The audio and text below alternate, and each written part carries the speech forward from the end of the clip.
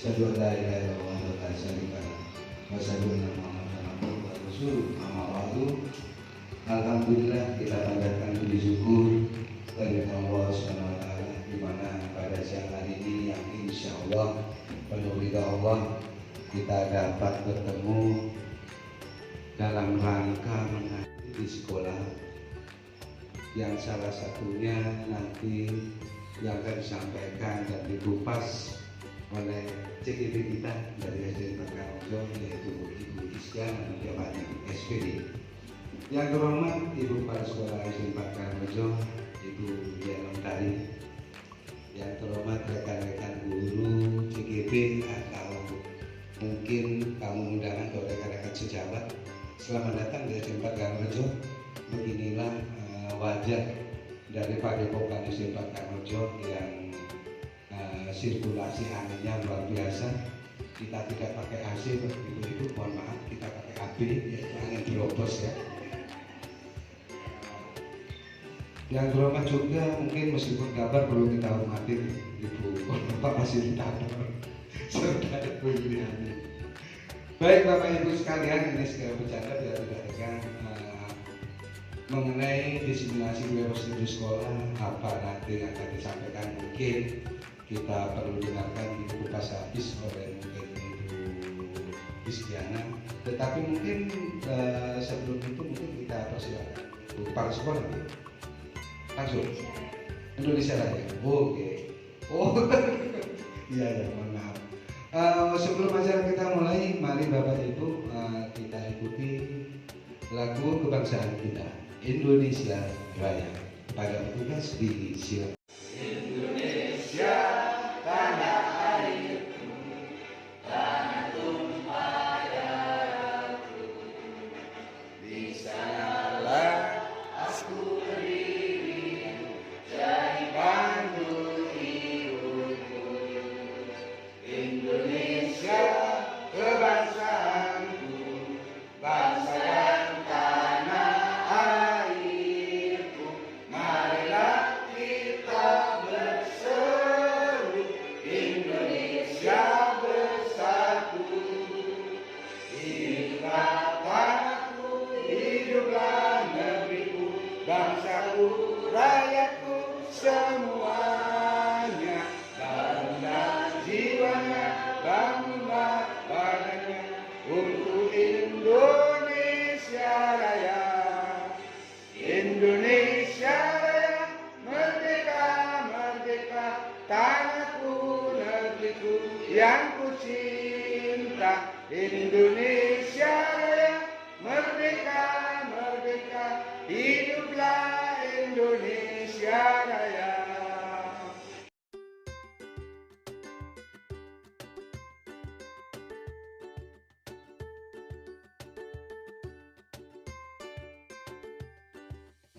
Ustadz kami yaitu Pak Karangrejo yang akan membacakan doa supaya acara pada siang hari ini berjalan dengan lancar. Kepada Ustadz Winarto disilakan.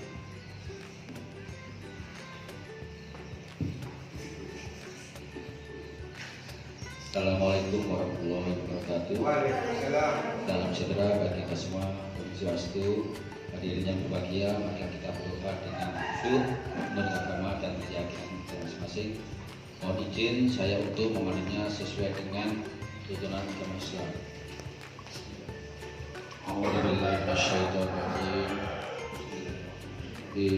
Alhamdulillahirabbil alamin. Wassalatu wassalamu ala asyrofil anbiya'i wal mursalin wa ala alihi washabihi. Rabbana taqabbal minna innaka alhamdulillah. Rabbana atina fid dunya hasanah wa fil akhirati hasanah wa qina adzabannar. Subhana rabbika rabbil izzati amma yasifun wa salamun alal mursalin walhamdulillahi rabbil alamin.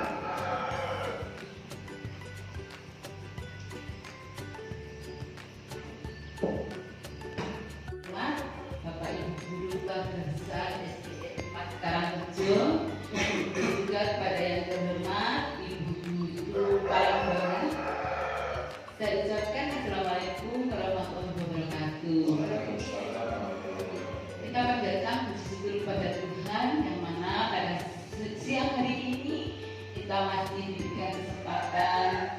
untuk keluarga besar SDN 4 Karangrejo serta ibu undangan hadir di tempat ini melaksanakan kegiatan Ibu Bisa sebagai CGT, yaitu tentang diseminasi budaya positif di sekolah yang akan diselenggarakan pada hari ini. Oleh karena itu, saya ucapkan selamat bisa kiranya kegiatan bisa pada siang hari ini berjalan dengan lancar. Dan apa yang Ibu bisa sampaikan, perkembangan diseminasi ini bisa juga ditularkan kepada teman-teman kita di keluarga besar SDN 4 Karangrejo, juga kiranya menjadi inisiatif dan motivasi kepada peserta didik kita, dan mereka bisa berkembang di dalam pendidikannya, baik dalam pendidikan akademik maupun non akademiknya. Dan minta maaf tidak bisa mengikuti kegiatan ini sampai tuntas. Saya ucapkan selamat menjalankan dan wassalamualaikum warahmatullahi wabarakatuh.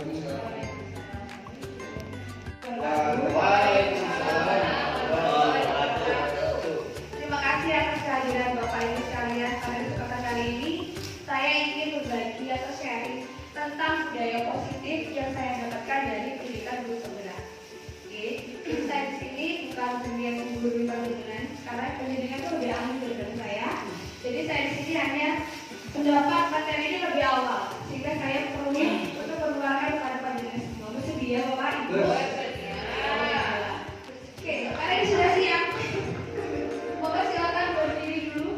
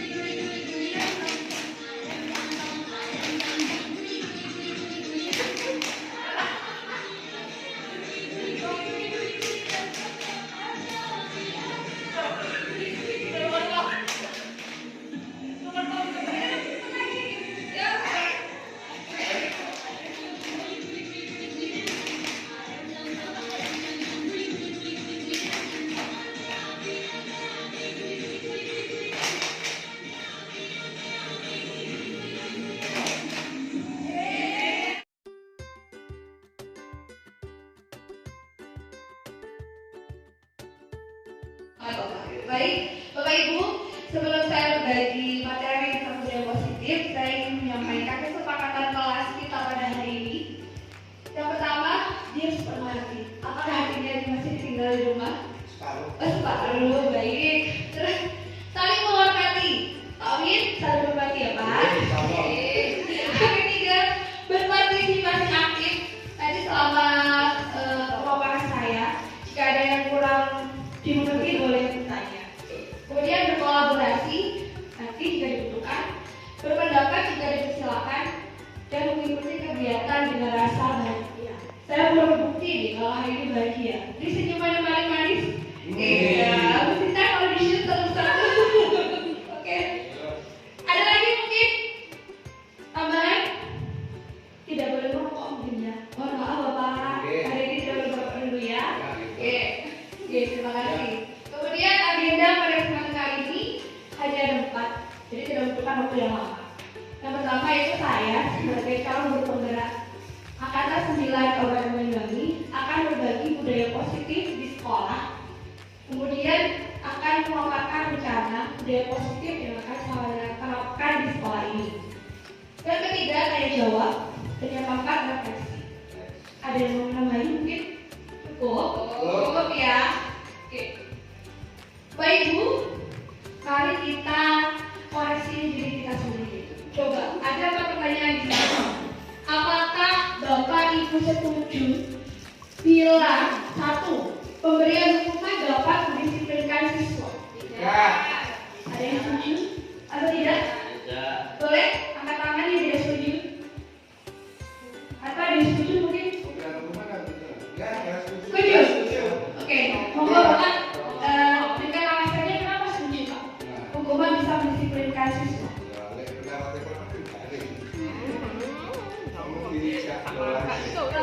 Ya, siap. Pemberian hukuman dapat menyelesaikan siswa. Ya, betul. Karena apa? Sebetulnya hukuman itu ini yang perlu dirubah. Mengapa kita sebagai pendidik, hukuman itu sebetulnya tidak sekejam, tidak separah seperti yang digambarkan di luar. Hukuman itu harus fisik, harus dan sebagainya, sehingga menyebabkan cedera, cacat fisik dan sebagainya, cacat mental. Itu sebetulnya bukan. Di era sekarang ini kita harus sudah berpikir. Namanya hukuman itu tidak lagi kita harus kembali kepada masa-masa dinosaurus yang harus dengan penggaris sampai potong ya kita sekolah dulu, tidak begitu.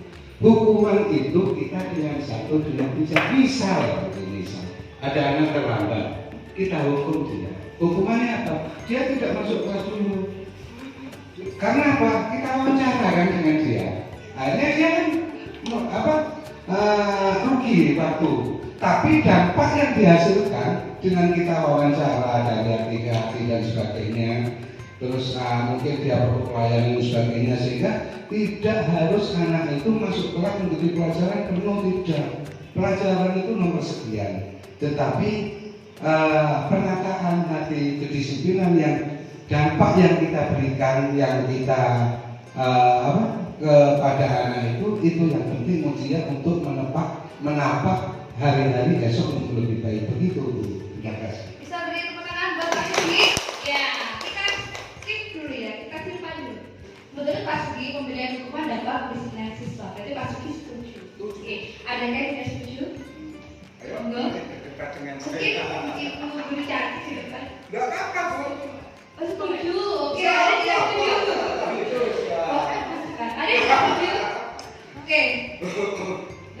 Jawabannya ada dua, ada setuju dan tidak setuju. BK mungkin setelah menambahkan tidak setuju, kenapa BK?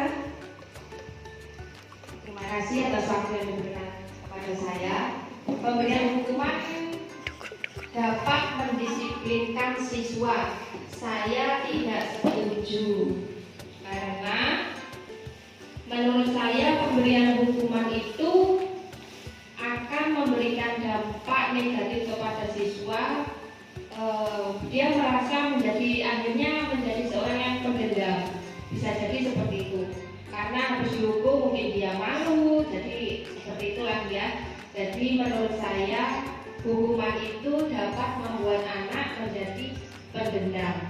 Terima kasih ya. Beri tepuk tangan untuk BK. Terima kasih BK. Kita simpan dulu jawaban BK pasti. Nanti kita akan memaparkan tentang bagaimana hukuman dan bagaimana yang lain-lainnya. Kemudian kedua, pemberian yang dia dapat meningkatkan prestasi siswa. Setuju loh, Badan? Setuju? Ya setuju angkat tangan, monggo. Oh tidak setuju? Ya setuju angkat tangan. Oke, semuanya setuju. Ada lagi?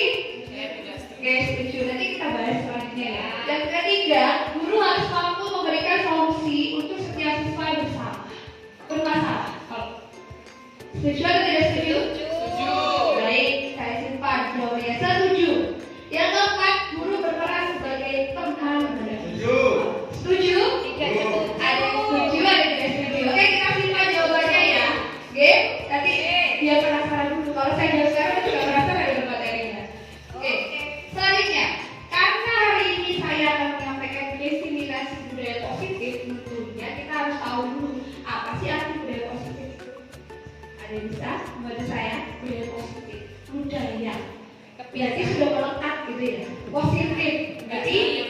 yang baik, itu suatu hal yang baik yang bisa melekat ke dalam diri kita. Apakah benar? Iya. Budaya positif itu adalah sikap, nilai, kepercayaan, dan praktik-praktik yang menciptakan lingkungan yang mendukung dan memotivasi orang untuk berkembang dan berkontribusi secara positif. Oke, disimpan dulu. Oke. Selanjutnya, budaya positif itu ada 6 konsep-konsep inti.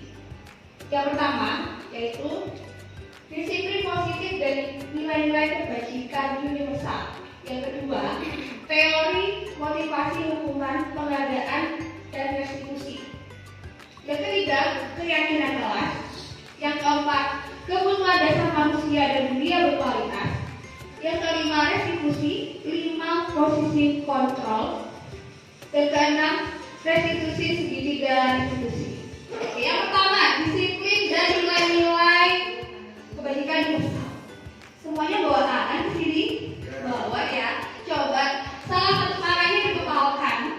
Kemudian jangan bayangkan benda yang paling berharga menurut dengan benda Pak Win, bukan Sri, ya. Jadi bendanya apa Pak Win?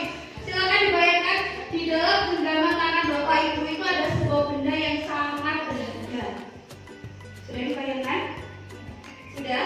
Sekarang secara berhadapan-hadapan Pak Win dengan Pak Sugeng sama-sama kepala. Boleh bicara-bicara.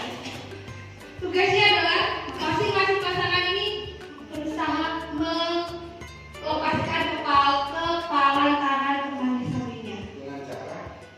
Dengan cara apapun, dikelitikin boleh. Oke. Dikelitikin boleh, dirayu boleh, dibujuk boleh. Dengan sekuat tenaga gimana temannya bisa melepaskan kepala. Tapi tidak dipukul ya Bapak ya. Oh. Oke.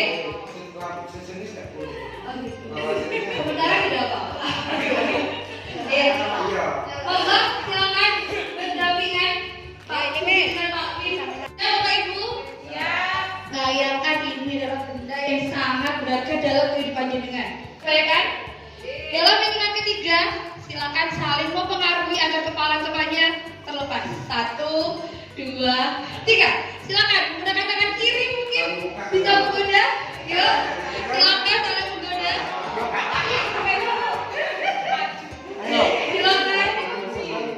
Oke, silakan mungkin Pak Sugi kalau Pak Wis silakan maju ke depan Pak. Baik, monggo Pak. Ya. Silakan ke depan, kepala tangannya tetap ya Pak ya. Coba kita yang lainnya tetap mempengaruhi temannya. Pak Sugi dan Pak Wis silakan. Silakan saling mempengaruhi. Boleh dirayu, dikelitikin boleh, dibujuk boleh, dibujuk, dirayu, diajak dikelitikin. Silakan. Sekarang Pak Sugi dulu goda Pak Wis. Silakan. Jadi dua orang tadi dan ada dikasih nama. Kenapa Pak tidak mau melepaskan kepalan tangannya? Ada yang bisa? Kenapa? Kok mempertahankan? Kenapa? Apakah saya tadi di awal mengatakan ini adalah sesuatu yang berharga dalam hidup jenengan? Ya. Pak Sugi sama Pak Win rahasia. Itu nggak tahu isinya uang atau apa gitu ya. Jadi nggak mau diungkapkan. Tidak ada buka kepalan. Iya. Tidak ada kan ya? Kita udah sampai otot-ototan juga nggak mau melepas kepalanya. Kemudian tetap menutup kepala tangan. Iya. Siapa yang memegang kendali atau kontrol dalam diri jenengan? Diri sendiri. Luar biasa. Tepuk tangan dulu dong. Ya. Ini terkait dengan motivasi. Motivasi itu ada 2, internal dan eksternal. Karena semuanya berusaha. Alasannya rahasia, ya Pak Sugi ya, Pak Win ya. Alasan bertanya rahasia. Nah, inilah yang dinamakan motivasi internal dari dalam diri jenengan. Saya harapkan nanti motivasi inilah yang jenengan terapkan ke arah hidup kita. Jadi bukan lagi nanti berupa rayuan, bujukan atau mungkin reward itu tidak diperlukan. Yang kita perlukan adalah motivasi internal dari arah hidup kita. Bagaimana bisa berperilaku dengan baik tanpa paksaan dan juga tanpa rayuan. Oke. Selanjutnya, tentang teori kontrol ini ada miskonsepsi. Miskonsepsi itu apa ya? Kurang benar. Selama ini kita menganggap guru itu mengontrol murid. Kenyataannya adalah murid yang dengan terpaksa mau dikontrol oleh guru. Kenapa? Karena takut, males kena hukuman, atau tidak nyaman mungkin. Jadi iya sudah Bu, iya sudah Bu, iya sudah Pak. beberapa titik seperti itu. Selanjutnya, ilusi bahwa semua penguatan positif itu efektif dan bermanfaat. Itu sebenarnya tidak salah. Yang benar adalah kemungkinan murid akan menyadari dan menolak rujukan guru. Yang ketiga, kritik membuat rasa bersalah mampu menguatkan karakter. Bukan, tetapi kritikan itu malah membuat kesedihan di hati pada diri kita. Oke, yang keempat, ilusi bahwa orang dewasa berhak memaksa. Sebenarnya itu bisa, tetapi tidak berjangka panjang. Suatu saat nanti, anak didik kita ketika kita paksa terus-menerus akan memberontak. Betul atau salah? Betul. Jadi ini adalah sebuah miskonsepsi. Yang tahu adalah kita sendiri di kelas nanti. Selanjutnya, perubahan paradigma. Awalnya stimulus respon itu motivasinya dari eksternal, bisa berupa poin, bisa berupa reward, bisa berupa apa ya? Hal-hal yang menyenangkan atau mungkin hukuman. Nah, sekarang diganti menjadi teori kontrol karena harapannya bisa berdampak panjang untuk anak didik kita. Setuju Bapak Ibu? Jangan terlalu serius, santai-santai mawon, oke? Ini yang menurut Stephen R. Covey. Jadi perbedaan stimulus, respon dan juga teori kontrol. Saya bacakan satu aja ya. Realitas atau kebutuhan kita sama, sedangkan kebutuhan kita sekarang itu berbeda. Kita seorang guru dan murid itu beda. Mungkin kita itu bisa menata kelas dengan tertib gitu ya. Tapi dari sisi murid dia juga pengen didengarkan. Bukan kita yang membuat peraturan, kita yang mengatur sebenarnya bukan. Sesekali kita mendengarkan apa sih keinginan murid kita. Kira-kira bersedia Bapak Ibu? Keluar dari sini nanti bisa mungkin merubah pola pikir kita ya. Selanjutnya disiplin positif itu adalah salah satu penerapan disiplin yang bertujuan menumbuhkan kesadaran atau motivasi internal dari anak didik kita. Jadi bukan karena penghargaan, ancaman ataupun hukuman. Ya. Nilai-nilai kebajikan. Nilai-nilai kebajikan ini nilai-nilai yang disepakati bersama terlepas dari agama, bangsa, bahasa maupun latar belakangnya. Contoh-contoh, kalau kita sekarang Indonesia sudah kurikulum merdeka itu digembar-gemborkan tentang profil pelajar Pancasila. Ini juga sekedar tulisan ya. Sebelah sini juga ada. Tidak hanya sekedar tulisan aja Bapak Ibu, tapi ini seharusnya bisa kita terapkan kepada anak didik kita. Apa coba profil pelajar Pancasila pertama? Bersama, beriman pertama kepada Tuhan Yang Maha Esa dan berakhlak mulia. Yang kedua mandiri. Yang ketiga bernalar kritis. Yang keempat berkebinekaan global, bergotong royong dan kreatif. Ada juga yang menurut IPU atau Primary Years Program. Ada toleransi, rasa hormat, integritas dan lain-lain. Sedangkan keterampilan hidup itu juga ada yang dapat dipercaya. Oke, jadi ini contoh nilai-nilai kebajikan yang nantinya bisa kita terapkan kepada anak didik kita. Oke, Pak Sugi, amin. Selanjutnya, dari motivasi hukuman, penghargaan dan restitusi. Ada 3 hal yang mempengaruhi perilaku manusia. Yang pertama, menghindari ketidaknyamanan dan hukuman. Yang kedua, mendapatkan imbalan penghargaan dari orang lain. Dan yang ketiga, yang lebih mulia menurut saya, untuk menjadi orang yang mereka inginkan dan menghargai diri sendiri dengan nilai-nilai yang mereka percaya. Coba dari diri kita sendiri. Kita nomor 1, nomor 2, dan nomor 3. Biasanya, contoh saya datang pagi cekok, gitu kan, ya Bapak Ibu. Karena menghindari ketidaknyamanan yang sudah DPP takut dipotong sekian persen, betul? Iya. Yang belum dapat TPP juga takut karena di situ selalu diadakan di setiap bulan ya. Jadi sebenarnya kita itu masih menerapkan yang sama, ketidaknyamanan atau hukuman. Yang kedua, ada yang tidak suka diberi imbalan atau penghargaan? Suka semua ya. Jadi 1 dan 2 ini yang mendominasi kehidupan kita sebenarnya. Sekarang monggo kita beralih bersama-sama untuk yang nomor 3. Jadi motivasi untuk melakukan sesuatu itu harusnya dari dalam diri sendiri. Dan nantinya itu bisa berjangka panjang untuk kehidupan kita. Sanggup? Sanggup. Oke. Di sini ada perbedaan hukuman, konsekuensi dan restitusi. Hukuman itu adalah sesuatu yang menyakitkan. Apakah jenengan suka dihukum? Bagaimana Mas Sugi sudah tergoyahkan jiwanya? Oh tidak, tetap ya, ada hukuman mendisiplinkan siswa, disiplin Pak. Kemudian yang kedua, konsekuensi, sesuatu yang harus terjadi. Dan yang ketiga, restitusi adalah sebuah pilihan. Perbedaannya bisa terbaca sendiri ya. Jadi kalau hukuman itu sudah terencana. Di kelas ini ada peraturan kelas seperti ini. Ini saya yang membuat, jujur ini. Dia merupakan, ya. Kita pernah melibatkan siswa. Terus saya juga berpikir kali banyak koreksinya nih berpengguna ini. Jadi ini adalah sekedar peraturan kelas karena masih panjang. Walaupun kalimatnya sudah positif, karena masih berupa peraturan kelas. Kemudian konsekuensi. Kalau konsekuensi ini seperti ini. Saya harus datang ke sekolah karena biar dihukum sama kepala sekolah atau tidak disuruh membersihkan apa. Itu namanya konsekuensi. Mau berbuat sesuatu karena takut ada sesuatunya.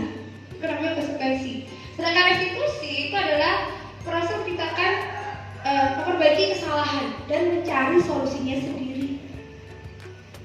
Kenapa Pak Amin? Lanjutkan.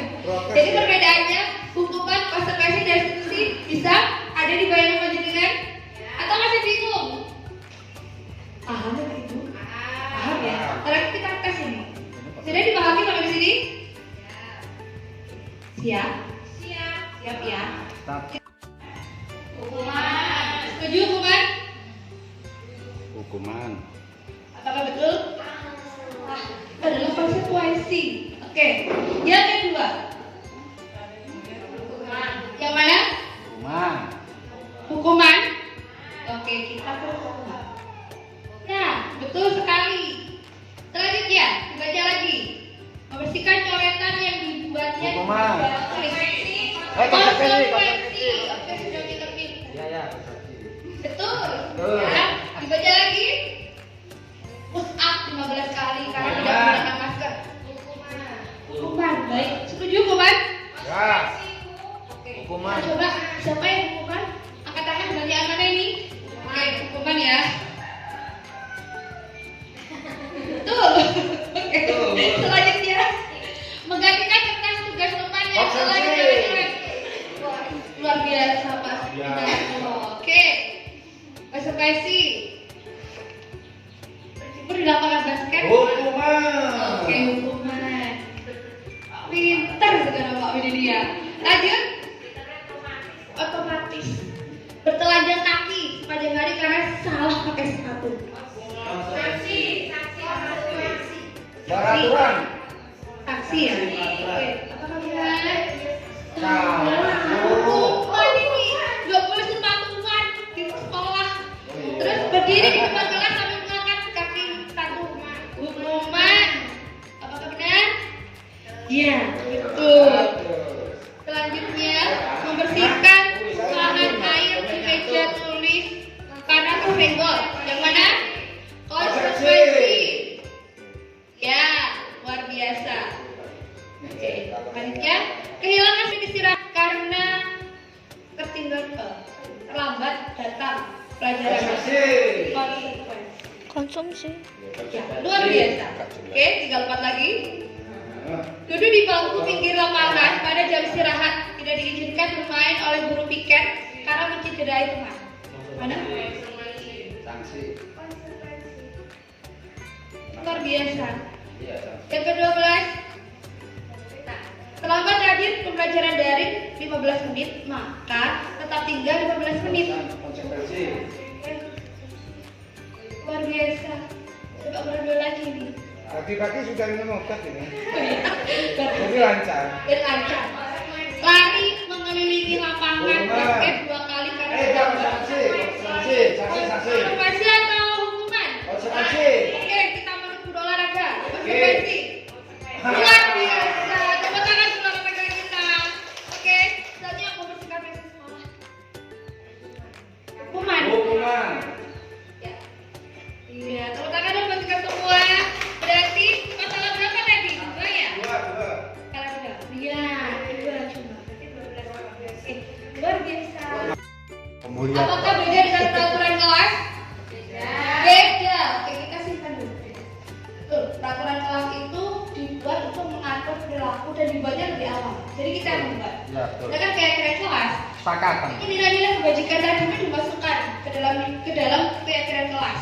Kemudian kita membuatnya secara sepakat dengan anak didik kita. Jadi bukan karpe diem kita, bukan karpe kita sendiri. Kalau bisa dengan wali muridnya juga. Luar biasa, tepuk tangan buat Mawi. Iya, karena Tapi sekarang tidak boleh dukungan beli sama tua ya, betul. Banyak kan wali murid kan gitu, iya. Motivasi internalnya luar biasa, Mawi. Oke. Liwat nggak ada, sekolah liwat banyak. Silakan pesan Sri. Selanjutnya, pembentukan keyakinan kelas ada beberapa langkahnya, yaitu keyakinan kelas bersifat abstrak, kemudian mengandung nilai-nilai kebajikan universal, dibuat dalam bentuk hal-hal yang positif. Jadi kalau dulu kita membuat dilarang ini, harus menggunakan kata-kata positif, hadir tepat waktu, kalau dilarang membuang sampah, berarti harusnya membuang sampah pada tempatnya. Oke. Berarti larangan nggak boleh ya? Iya, jadi harus kata positif, Pak. Kan masih negatif, Pak. Nah, sekarang kita coba positif terus ya, Pak ya. Kemudian sekarang contohnya nih, keyakinan kelas, kembalikan barang ke tempatnya. Kira-kira keyakinannya apa? Dari disiplin, menghargai, yang mana? Disiplin. Disiplin ya, Iya. disiplin. Yang kedua, dilarang mengganggu orang lain. Menghormati. Menghormati. Hadir tepat waktu. Disiplin. Yang ketiga, dilarang melakukan kekerasan. Nggak boleh. Apa? Nilai kebajikannya apa sih? Menghargai. Menghargai. Ya, seperti itu kita dulu seperti Insya Allah, subhanallah. Oke, jawabannya yang pertama tadi itu bukan disiplin tapi bertanggung Jawab.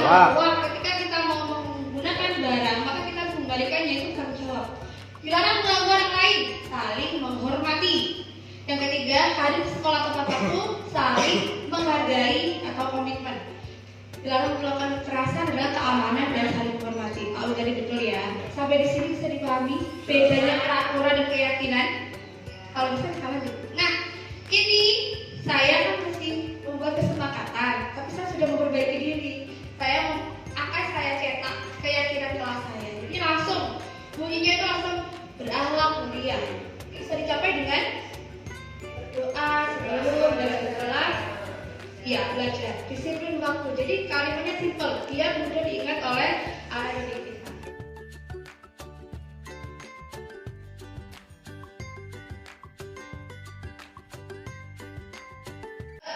Halo Billy.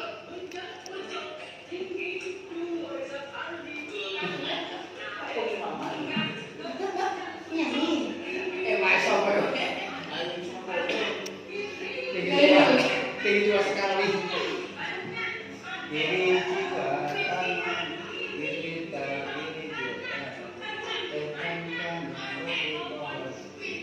Oke, naik Munggah. ke puncak, Pucuk. tinggi, Luhur. sekali, Jangan. naik Munggah. ke puncak, Pucuk. tinggi, Luhur. sekali, Jangan. bisa. Oke, berikan kedua coba bentar ya. Kiri, Kiwa. kanan, Kanan. banyak, Akeh. pohon, Wiritan. Oke, bisa. Oke, bisa. Bisa mulai ya. Oke, yuk. 1, 2, 3. Naik Munggah. ke puncak, Pucuk. tinggi, Luhur. sekali, Jangan.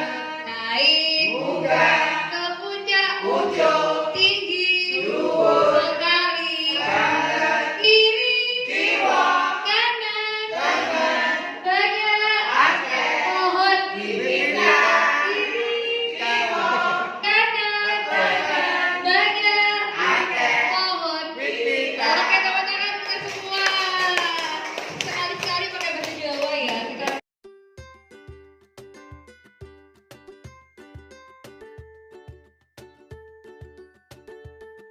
Kegiatan adalah segala sesuatu yang kita lakukan untuk mendapatkan apa yang kita inginkan. Seluruh tindakan yang kita lakukan memiliki tujuan tertentu, dan semua usaha terbaik yang kita lakukan adalah dalam rangka memenuhi kebutuhan dasar dengan baik. Ya, Oke, 5 kebutuhan dasar.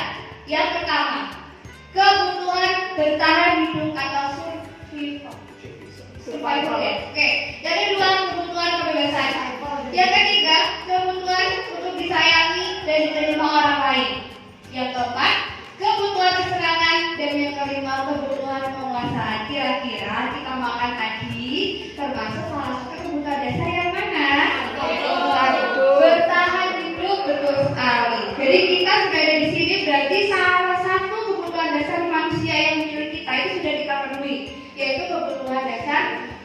bertahan hidup. Bisa dicapai dengan cara makan, minum, atau kebutuhan yang lainnya bisa menunjang kebutuhan biologis kita sebagai manusia.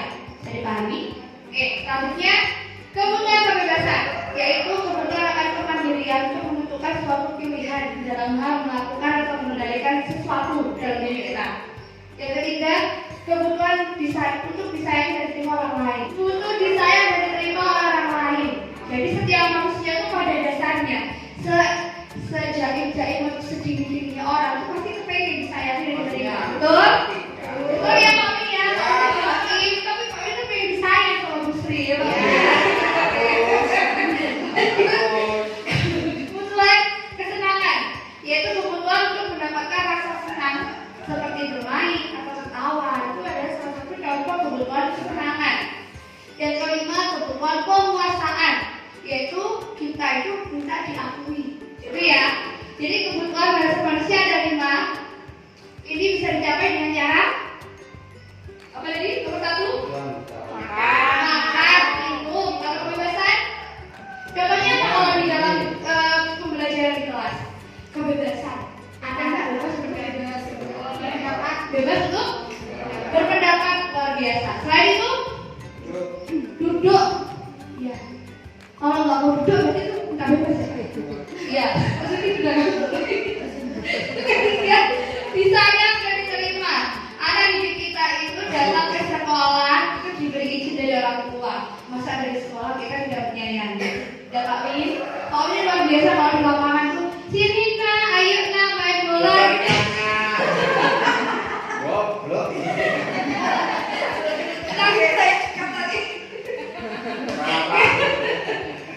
Ini nggak boleh. Iya Pak, Pak Min nyarek dikit nggak apa ya? Ya, kadang-kadang saya tuh kegiatan kalau Pak Min di lapangan itu kita harus kontrol sedikit ya Pak. Yang keempat, kebutuhan kesenangan. Kesenangan ini anak-anak kira-kira mau ada dalam kelas senangnya apa? Ingat, senangnya dalam hal yang positif. Aku senang tuh ngobrol kalau temanku itu bukan kesenangan. Karena itu adalah negatif. Contoh dalam pembelajaran kita menggunakan slide untuk menumbuhkan semangat belajar siswa. Itu salah satu cara menumbuhkan kesenangan dalam diri murid. Yang kelima, penguasaan. Penguasaan ini ketika anak-anak diminta maju ke depan dengan merasa percaya diri, masa kita diam aja? Kan pasti kan luar biasa nah, kamu sudah bisa ngomong dengan baik, berpendapat dengan baik, pekerjaan luar biasa. Itu salah satu kita cara memenuhi kebutuhan penguasaan pada diri anak didik kita. Saya dipahami? Nah, yang aja dulu. Ibu kejar aku karena saya ibu guru sayang aku. Bunda sayang. Betul sekali. Kata Yang ketiga, aku hebat kan bisa bikin ibu guru kejar aku. Jadi penguasaan. Luar biasa. Yang terakhir, aku bosan belajar warnai terus dalam kelas. Berarti kebebasan. Berarti skornya bagus sekali, woi. Gamenya komplit 100% ini. Iya, betul ya. Bisa dipenuhi. Di kebun mana ini? Kebun sekolah kita. Coba anak-anak belajar di luar kelas. Mereka luar biasa sekali mewarnai. Nah, tinggal ada suara musiknya di sini. Nah, saya sengaja memberi musik biar mereka bersemangat. Sudah ya? Oke. Nah, oke sudah. Jadi ini adalah satu kegiatan saya karena sekolah saya luas sekali. Saya sangat senang karena di sini oksigennya banyak melimpah, nggak usah beli. Nah, dari kegiatan ini misalkan dari salah satu penjaringan maju ke depan menurut saya mencari kebutuhan apa yang telah saya penuhi dari kegiatan ini. Monggo, ada yang berkenan maju? Yang lain sudah sini Pak, maju. Kebutuhannya apa? Apakah bersama atau tahu penguasaan? Boleh Pak, Bu. Ini penguasaan juga dong, ini kebutuhan penguasaan dengan ayo. Gak usah berdiri deh, harus mengikuti kebutuhan masing-masing. Yuk.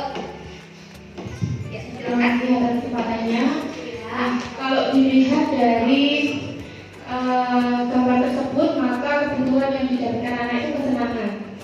kebebasan. Seperti itu. Mungkin itu saja yang bisa saya sampaikan. Mungkin ada yang menambahkan. Tepuk tangan dong. Luar biasa. Jadi ini ya, kita tidak boleh memaksa seseorang untuk mengikuti kemauan kita. Ya Mbak ya. Kalau motivasi itu tadi udah muncul, mau mengungkapkan sudah luar biasa. Jawabannya tepat sekali. Ada kesenangan dan juga ada kebebasan. Jadi sekali-kali memanfaatkan lingkungan sekolah lingkungan.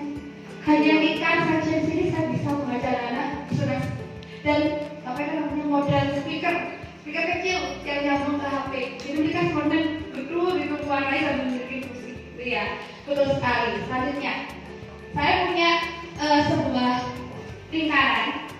Saya minta panjenengan pegang pulpen semua. Tidak usah panjang sedikit aja. Bagaimana cara panjenengan semua memenuhi 4 kebutuhan ini? Tidak saya sebutkan kebutuhan dasar karena jenengan sampai sini itu sudah kebutuhan dasar bertahan hidupnya sudah ada. Ya, jadi yang diterima di saya hanya oleh suami ya BK ini suka jadi saya suami. Terus ini saya pakai nggak boleh kali. Oke, ya silakan tuliskan sederhana saja tidak usah terlalu panjang. Ako na ng purpose. Oke, saya beri contoh.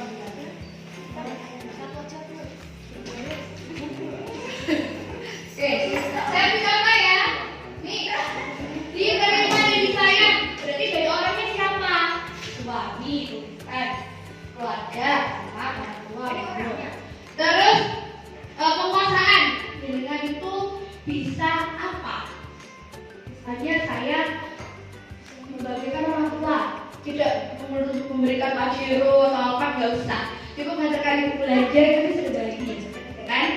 Kemudian bebasnya, bebas dalam tanda hal yang positif, bukan bebas memiliki istri orang. Ya, nggak boleh. Kesenangan, ini yang hobinya traveling ini. Boleh. Jadi sengaja tak bikin kecil biar nggak nyontek ya. Dia bikin sendiri, coba. Boleh. Menurut jenengan memenuhi kebutuhan dasar manusianya itu dengan cara apa? Semuanya juga boleh yang bisa memberi dan menerima kasih sayang jenengan. Boleh, silakan. Orang tua. Istri, Bu.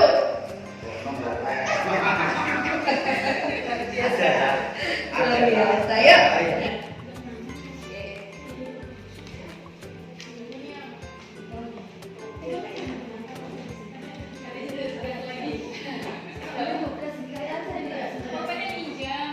Apa ada lagi?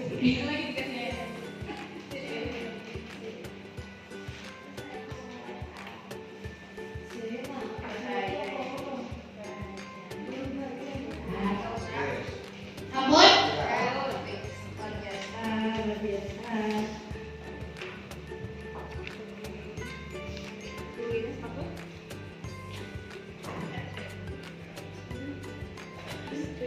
Atau sedih?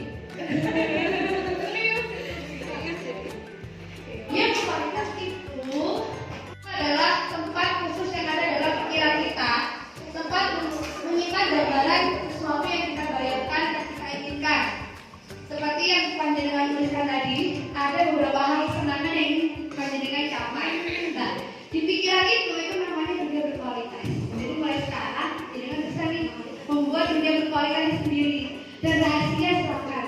Karena tidak semua orang itu tahu apa yang kita inginkan dan kita harapkan, itu ya. Oke, yang selanjutnya, restitusi atau 5 posisi kontrol. 5 posisi kontrol ini yang pertama hukum. Yang kedua membuat rasa bersalah. Yang ketiga teman.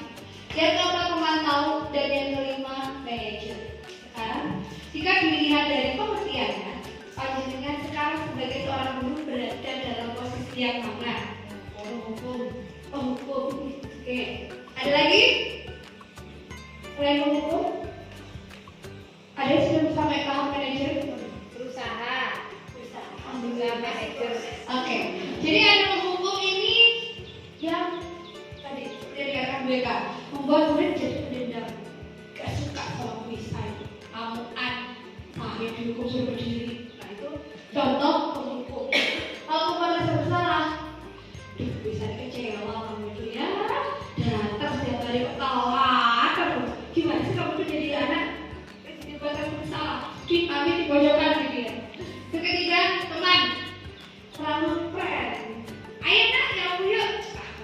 Saya yang punya bersih dong. Ada nanti dari gimana? Lama. Lama sih dari hargai kayaknya. Oke bu, baik. Oh ya, saat di mana jadi kos? Karena terlalu friend tadi. Yang keempat, memantau adanya konsekuensi. Dan yang lebih mulia lagi, itu manajer.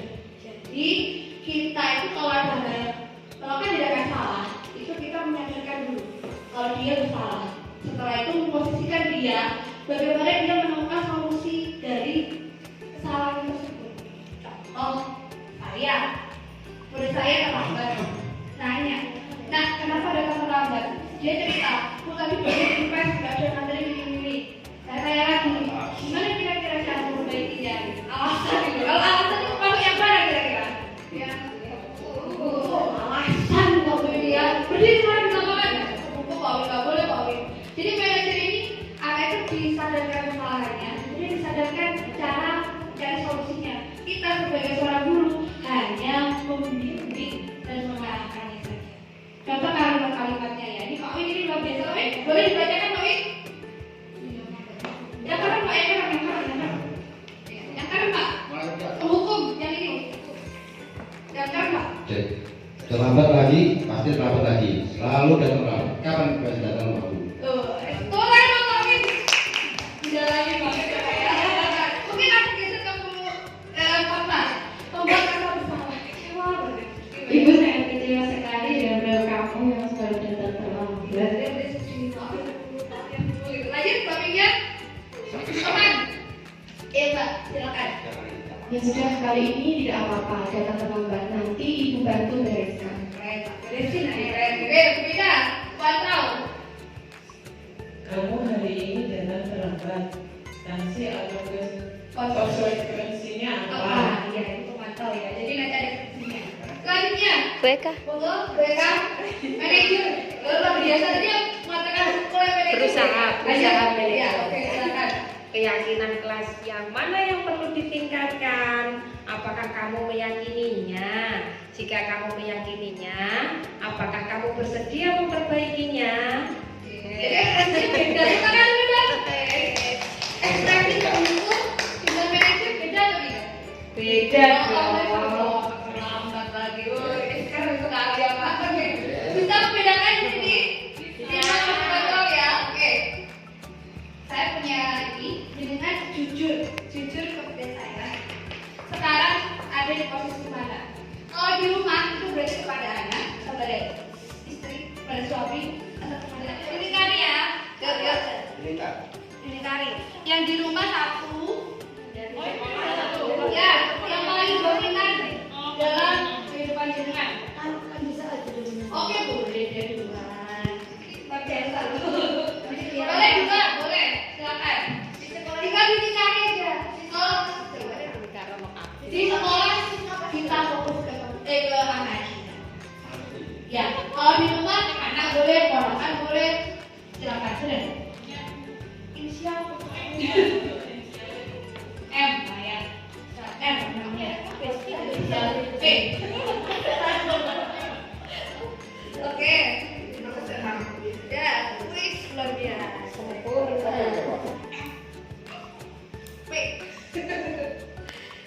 Kebanyakan ada di kalau di rumah itu kebanyakan jenengan ada di teman, ya. Kenapa?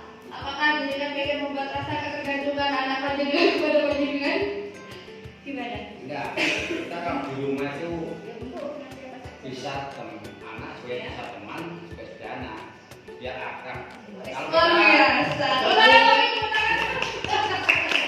Ya, kebanyakan kalau di rumah karena kita itu ingin memberikan sayang yang lebih kepada keluarga, itu posisinya pasti di teman atau membuat rasa bersalah. Sekarang tidak ada orang tua yang bisa menghukum anaknya.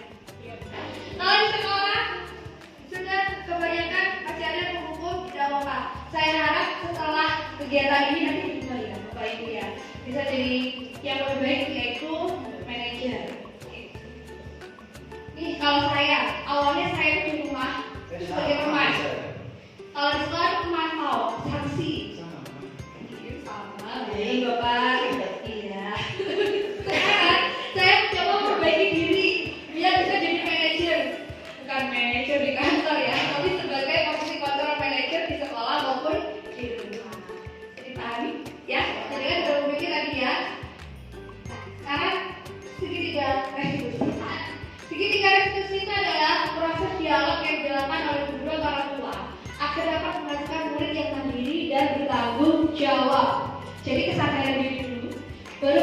jawab, mencari solusi.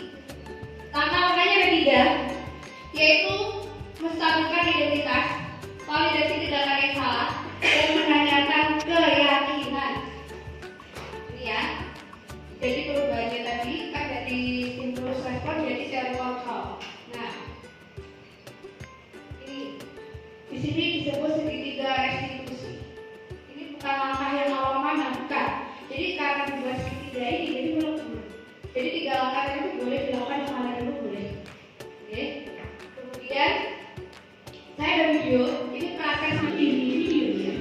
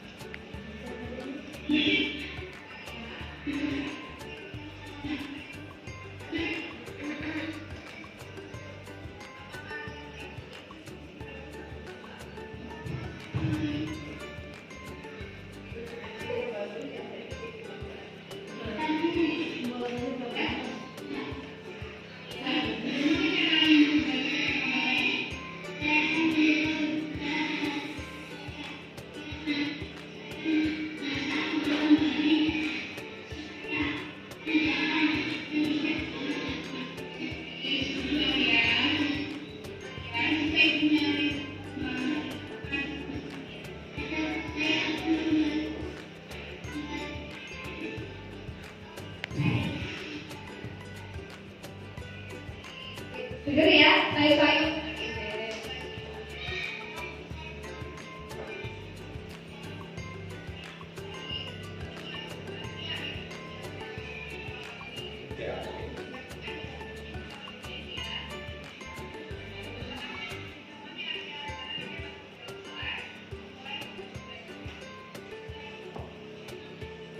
Oke, udah ya, kasusnya satu aja. Oke, nah tadi kita pakai Arya tadi melakukan kesalahan apa Pak Ibu? Terlambat. Apakah saya marah di situ? Tidak. Saya pakai manajer, nggak marah. Jadi memang disuruh syuting dan acting,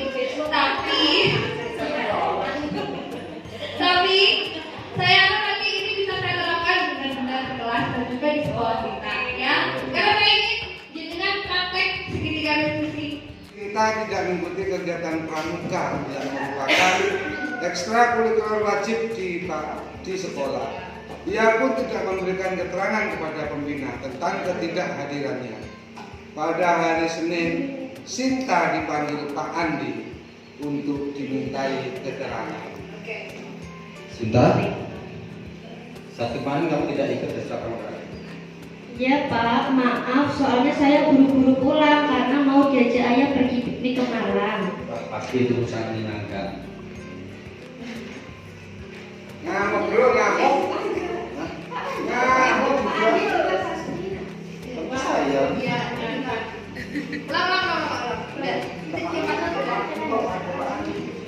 Action. Sinta, saat kemarin kamu tidak ikut ekstra pramuka ya? Iya Pak, maaf soalnya saya buru-buru pulang karena mau diajak ayah pergi piknik ke Malang. Wah, berarti sangat menyenangkan. Andi juga pasti senang jika diajak. Namun, apa kamu lakukan sudah sesuai aturan sekolah? Tidak Pak, soalnya saya tidak ikut ekstra pramuka tanpa izin. Kamu masih ingat dengan keyakinan sekolah kita? Kira-kira keyakinan yang belum kamu terapkan? Tertib mengikuti kegiatan sekolah Pak. Nah, kira-kira apa yang bisa kamu lakukan agar kamu bisa melakukan apa yang sudah kamu yakini? Saya bisa minta izin kepada pembina pramuka Pak. Mungkin ada yang lain? Saya mengikuti ekstra dulu baru ikut ajakan ayah Pak. Nah, berarti kamu sudah paham bahwa kita harus tertib aturan sekolah ya? Ya Pak, insya Allah saya akan berusaha lebih tertib lagi.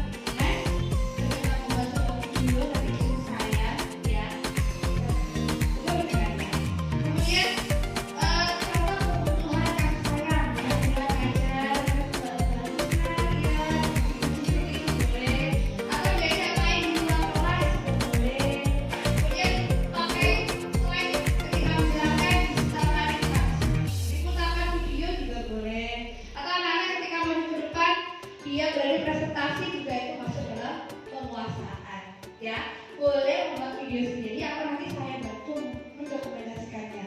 Bersedia? Video semua. Khususnya warga SDN Pakar, tambahan SD lain juga boleh. Ya, baik. Bisa? Bisa ya? Bisa. Oke. Sekarang saya jawab. Dari sekian jam atau menit ya, adakah yang masih mengganjal di hari ini? Pertanyaannya satu saja, silakan. Sudah jelas. Baik, silakan Pak. Jangan banyak-banyak Pak. Jadi Oke, silakan Mas Sugi. Ada yang tanyakan? Seperti yang kita tanyakan tadi, Bu Lisa kan meminta kita untuk berpendapat. Iya. Ya, pendapat sudah kita keluarkan, tapi kan belum ada jawaban, sehingga di sini kita tanyakan itu tok ganjil, gitu ya. Ganjil. Ya. Jadi mengenai masalah hukuman dan sebagainya, apakah memang betul hukuman itu selalu negatif, tidak ada positifnya? Padahal di era tahun 70-an guru-guru Indonesia ini luar biasa, sehingga sampai dikirim kemana-mana. Tapi sebelum itu sebetulnya mereka tetap di sini, orang-orang yang dari luar negeri yang datang ke sini, sehingga kalau kuliah di Indonesia itu berarti sudah dikatakan anak pintar. Sambil berjalan, mereka punya siasat, kalau saya mendatangkan terus maka dia bisa income masuk ke Indonesia. Apa tidak saya tarik saja gurunya, sehingga dikirimlah guru-guru Indonesia itu ke negara yang pemesannya itu, sehingga sampai sekarang tidak kembali. Usut punya usut karena di situ lebih enak hidupnya, itu betul. Nah sekarang mereka guru-guru terbaik di era itu adalah hidup di zaman itu dengan sistem pembelajaran dan sistem PTBN. Nah kita sekarang hidup di era yang luar biasa, berteknologi canggih dan sebagainya. Tetapi apa yang kita dapat, yang kita lihat, generasi bangsa kita ini di era canggih dengan guru canggih. Ini tidak termasuk CGP ya, sudah tidak berani ngomong CGP. Mau saya. Iya. Iya.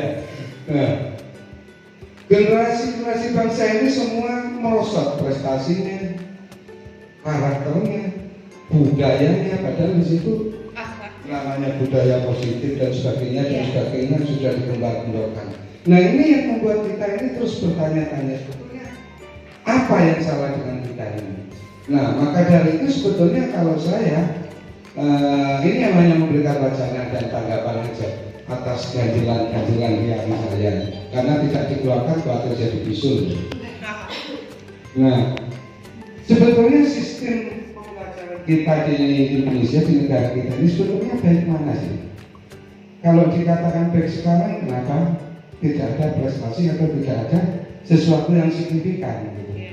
Dulu tidak ada yang signifikan, acara dan sebagainya, hanya tradisional mengalir saja, luar biasa. Nah ini yang perlu mungkin Bu Lisa selaku CGP dan juga rekan-rekan ini juga perlu meyakinkan, terutama ini saya mewakili teman-teman yang punya anak-anak ini. Barangkali seperti apa ini? Terima kasih sebentar. Ya, terima kasih Pak. Pertanyaannya berarti apakah intinya, apakah hukum itu tidak bisa diterapkan dalam pelajaran kita? Bukan ya? Iya. Hukuman. Iya. Hukuman ini sementara ini kan tidak boleh melanggar HAM, melanggar HAM. Yang mencetuskan HAM itu justru pelajarannya lebih berat daripada kita. Iya. Kita ini kan mengadopsi dari luar. Baik. Padahal kita orang dalam. Kenapa mengadopsi dari luar? Iya. Oke, saya jawab satu persatu. Ya. Tapi saya harus disuruh menyelami seperti saya lahir. Tahun 70-an belum lahir. Jadi betul kata Mas Sugi, guru-guru tahun dulu itu yang ditekan bukan kualitas, ya kan? Penjelasan, gitu ya. Saya merasakan waktu ngaji dulu, tapi kalau di sekolah sudah ada. Kenapa kok tahun sekarang itu kesannya itu anak-anak sampai merosot awalnya? Sebenarnya sama saja loh Kak. Zaman dulu kalau saya lihat Tolong baca. Hanya yang membatasi itu media sosial. Zaman dulu nggak ada Instagram, itu nggak ada. Jadi banyak sama, tapi cara menyampaikan masyarakat luar biasa itu nggak ada. Aksesnya itu tidak ada. Kalau menurut saya nih. Sekarang kenapa dikit-dikit pelecehan seksual, dikit-dikit bullying, dikit-dikit guru mana yang murid? Kenapa cepat banget dari Indonesia Raya Merdeka ini semua tahu? Ya karena adanya media sosial. Jadi kalau menurut saya tahun 70-an dengan cara sistem menghukum itu pun juga belum efektif. Tetapi karena kita takut sama guru kita, akhirnya kita sampai sekarang pun ingin melakukan sesuatu itu takut. Motivasinya dari eksternal loh Pak, jadi bukan internal. Kalau saya pelajari Indonesia itu sekarang ingin meniru pembelajarannya ya. Iya, Finlandia. Jadi yang ditekankan itu karakternya dulu Pak. Jadi kenapa penghukum itu tidak baik? Karena ingin memunculkan motivasi internalnya dulu. Gimana Mas Uki? Masih belajar? Iya, masih terus. Oke. Gimana? Ya, oke. Terima ya Pak. Terima kasih. Saya sudah menjalani 7 bulan nggak tahu Pak. Jadi menurut saya adanya guru penggerak ini itu memfasilitasi kita para guru untuk bisa mendalami dosa-dosa besar apa sih yang kita lakukan. Ternyata nih di belakang Mas Uki, ini salah satu dosa besar saya, papan poin. Papan poin itu ribet Bapak Ibu. Kalau dulu dia saya dulu tuh wah luar biasa itu. Paling boleh sebenarnya ini, poinnya aku pakai Bu, bangga. Ternyata sekarang ini nggak boleh. Belum saya lepas aja. Biar kasih ini jadi nggak tahu dosa besar saya. Salah satu dosa besar saya pakai papan poin itu tidak boleh. Jadi intinya kita sekarang sebagai seorang pendidik itu membutuhkan motivasi internal. Terus kita kenapa guru-gurunya nggak mau kembali lagi ke Indonesia? Ini Pak, kebutuhan dasarnya terpenuhi di sana semua.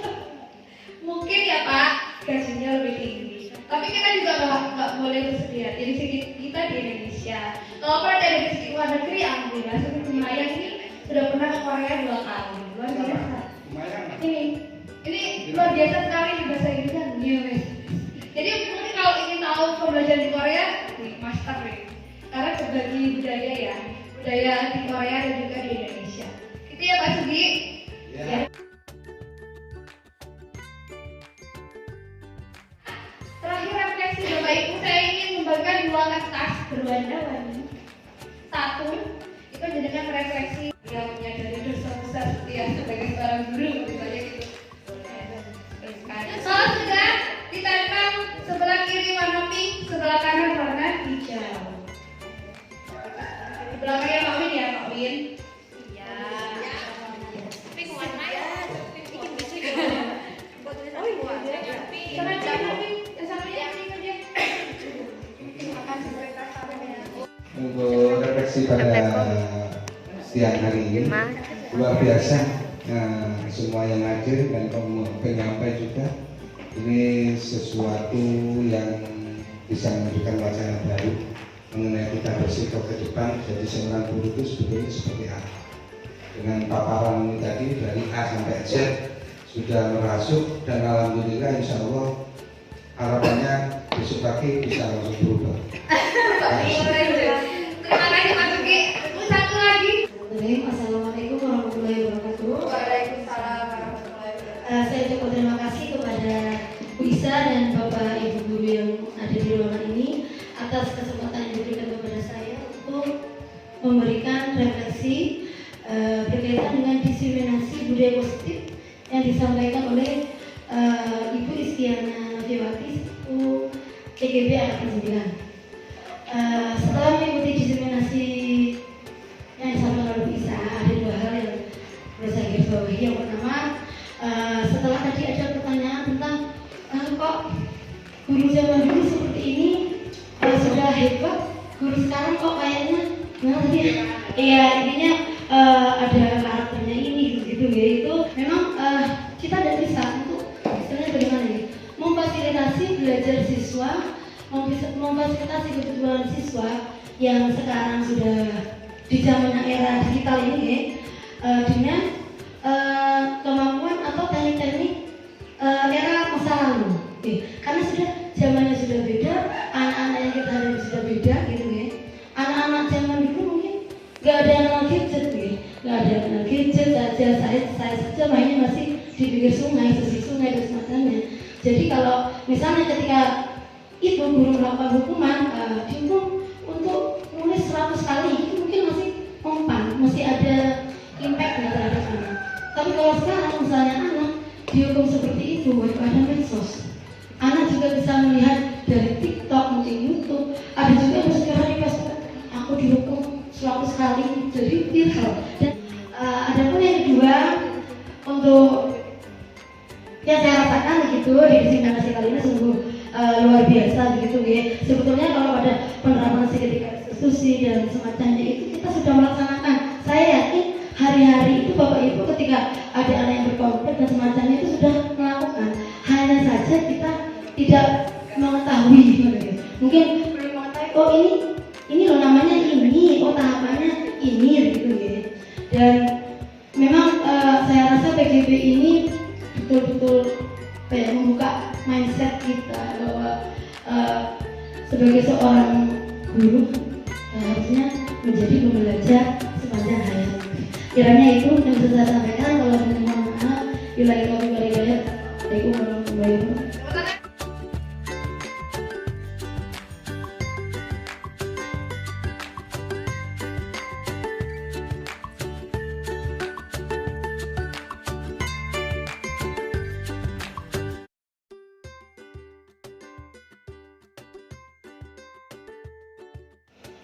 Alhamdulillah ini sudah kita lalui bersama Bapak Ibu yang kami hormati. Dari session per session jadi tadi luar biasa, forum ini rasanya hidup luar biasa. Ada respon positif baik dari penyampai yaitu Ibu Istiana, juga dari rekan-rekan sekalian. Begitu dilepas pertanyaan atau membutuhkan respon dari rekan-rekan sekalian. Nah Bapak Ibu, apabila ada salah kata, saya mewakili dari sekolah ya. Barangkali ada kekurangan tempat yang mungkin kepanasan karena tidak ada AC, ada hanya api tadi angin berobos. Ya mudah-mudahan tidak mengurangi kenyamanan jenengan di sini. Terima kasih atas kehadirannya. Terima kasih atas semuanya. Mudah-mudahan jenengan pada saatnya nanti juga akan bisa lancar seperti yang Bu Lisa. Saya sebagai pembawa acara mohon maaf kurang lebihnya. Wassalamualaikum warahmatullahi wabarakatuh. Baik, untuk sebagai pelengkap kembali kepada Bapak Ustaz ya, Gus Winardi pada siap. Bismillahirrahmanirrahim.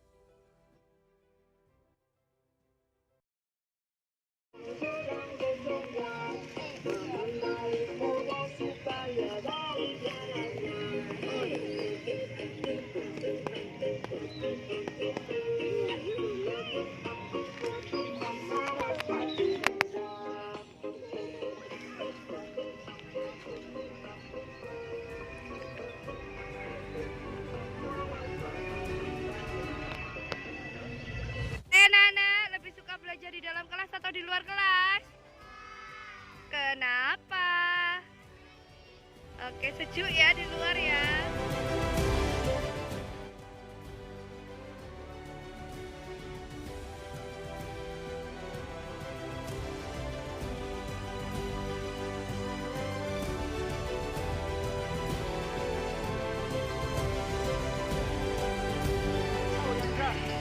Pagar dua depan. Bob. Kurang mulus sedikit, Dian. Ya, apa? Rapat itu. Ya. Gerak. Loh, yo perman harus sedang sini ya. Kartu kuning. Pelanggaran, satu lepas, satu kuning.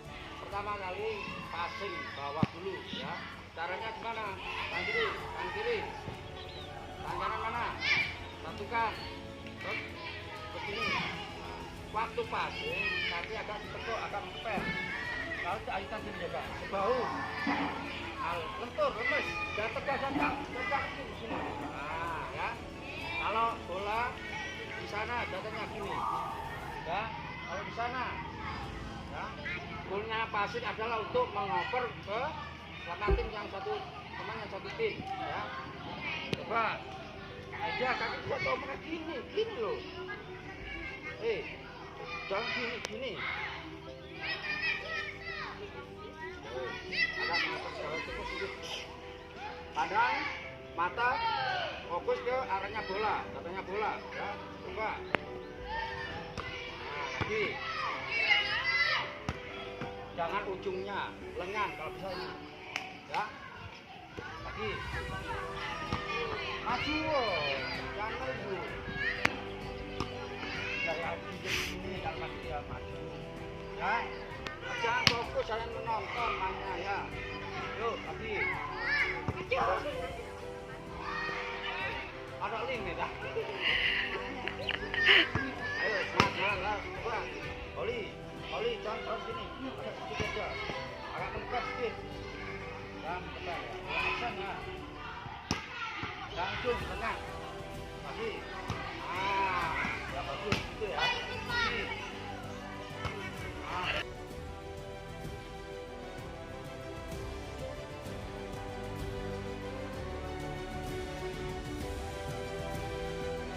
Anak-anak, sebelum memulai pelajaran, mari kita bernyanyi terlebih dahulu. Silakan berdiri. Siap? Siap. 1, 2, 3. I love you, you love me. We're a happy family with a great big heart and a gift to you. Then you say you love me too.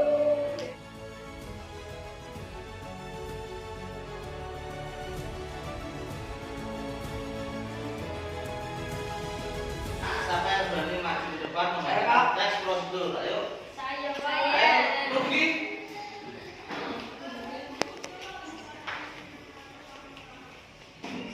Ayo Luki, silakan dibaca. Cara membuat jus mangga. 1. Tuang mangga. 2. Es teh dan gula pasir. 3. Kentang manis putih secukupnya. 4. 200 ml air matang. 5. Es secukupnya. 6. Blender. 7. Pisau. 8 gelas. 9. Tangan. Langkah-langkah. 1. Mengupas mangga dan iris-iris daging buahnya. 2. Masukkan irisan mangga pada blender. 3. Kemudian tambahkan es backing, cair, susu dan gula sesuai selera. 4. Pasang tutup blender dan blender hingga semuanya campur. 5. Tuang jus mangga pada gelas. 6. Jus mangga segar dinikmati. Ayo, kita beri tepuk tangan buat teman kita.